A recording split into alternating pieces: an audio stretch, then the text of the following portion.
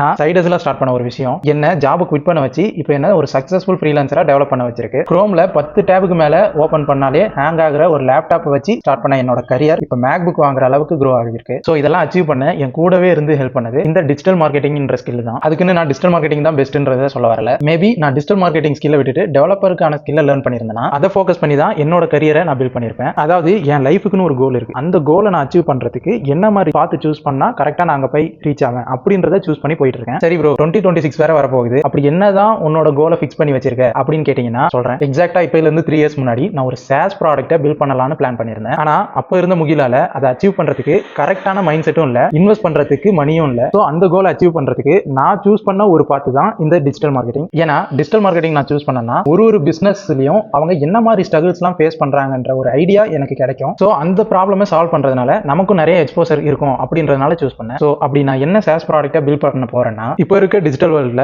Most of the business face பண்ற ஒரு problem தான். அது இன்னும் பிரைன் ஸ்டார்ம் லெவல்ல தான் இருக்கு. ஒன்ஸ் நான் அந்த ப்ராடக்ட்டை பில்ட் பண்ற அளவுக்கு ஏர்ன் பண்ண பிறகு நான் அந்த ப்ராடக்ட் என்னன்றதை ரிவீல் பண்றேன். சரி, ஓகே, இந்த வீடியோவை இப்போ எதுக்கு ரெக்கார்ட் பண்ணி வச்சிருக்கேன்னா ஜஸ்ட் டாக்குமெண்ட் பண்ணி வைக்கலாம். பிகாஸ் என்னால டிசம்பர் 31 நியூ இயர் ரெசல்யூஷன் வரையும் வெயிட் பண்ணிட்டு இருக்க முடியல. ஸோ நான் ஒரு SaaS பேஸ் ப்ராடக்ட்டை பில்ட் பண்ண போறேன் அப்படின்னு சொல்லியிருந்தேன் இல்லையா, அதுக்கான மார்க்கெட் ரிசர்ச் பண்ணும்போது நிறைய மார்க்கெட்ல கேப்ஸ் இருக்கிறத பார்த்தேன். அப்படி SaaS ப்ராடக்ட்டுக்கு மார்க்கெட்ல என்ன மாதிரி ஆப்பர்ச்சுனிட்டிஸ்லாம் இருக்குன்னு நான் ஃபைண்ட் பண்ணதை டீட்டெயிலாக இந்த எக்ஸல்ல கொடுத்துருக்கேன். அதை எக்ஸ்ப்ளோர் பண்ணி பார்க்கணும்னா என்னை ஃபாலோ பண்ணிட்டு கமெண்ட்ல SaaS ஆப்பர்ச்சுனிட்டின்னு டைப் பண்ணுங்க. நானே உங்களுக்கு பர்சனலாக ஷேர் பண்றேன். தேங்க்யூ.